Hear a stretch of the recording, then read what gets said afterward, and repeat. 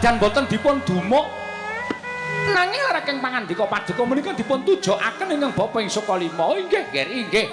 Kula badhe caos keterangan dhateng paduka anak Prabu ing Ngastina. Sampun ngantos klentu ambiji dhateng ing Bapa ing Sukalima. Kula semanggaken badhe paring dawuh menapa, Bapak Drona. Menawi lepatipun ingkang Bapa nyuwun ing samudra pangaksami. Boten dados menapa, malah syukur.